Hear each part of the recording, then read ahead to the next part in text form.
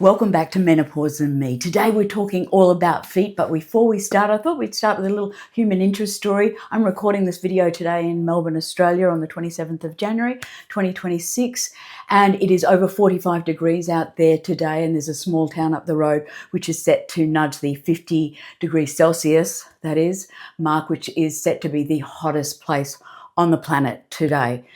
Unfortunately, they're not the sort of records we want to be setting, but I thought that we'd put that in the time capsule for today on the 27th of January 2026. It is over 45 degrees out there today, guys. Unfortunately, I'm indoors recording this, so let's get on with it.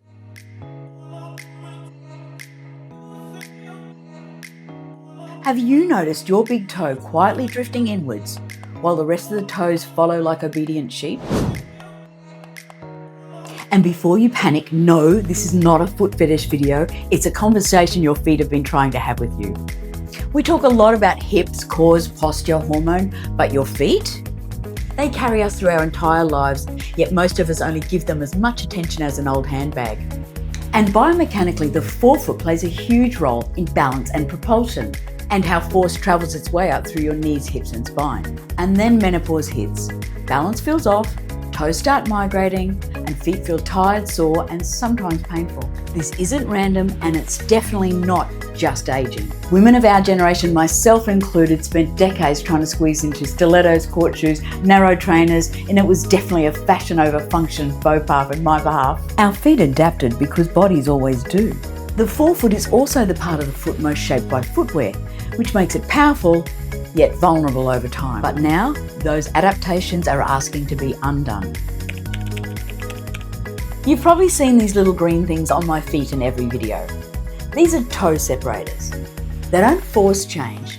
They remind your feet of what neutral feels like. Research shows changes like big toe drift are incredibly common in adults, especially women. Not because we've done anything wrong, but because our feet have been shaped by decades of shoes and load patterns.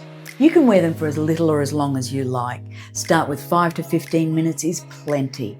It's not a punishment, it's a conversation. Yes, I have worn them to bed. Yes, I have worn them inside my favorite shoes. Yes, I am a foot freak. This one is crucial and almost nobody talks about it. Your big toe should move itself, not be dragged into position, but the mini power band is here to help. They're easy to use with great results. Loop the mini band around the big toes.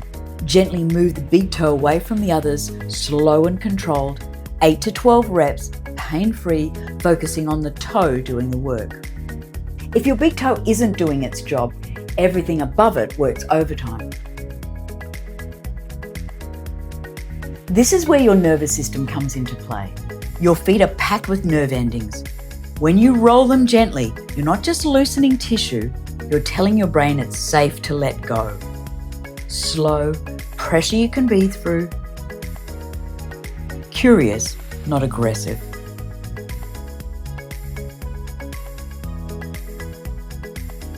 I'm not anti-shoes. I'm anti doing the same thing all the time. Short, controlled barefoot time at home helps restore sensation, balance and strength. This is not a walk 10 kilometers barefoot tomorrow. This is rebuild, not rebellion.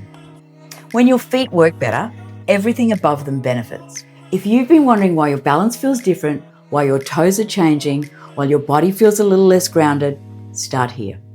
Take care of your feet. They're taking care of you. I'm Annie. Thanks for watching. Stronger, wiser, wilder. Menopause made me do it.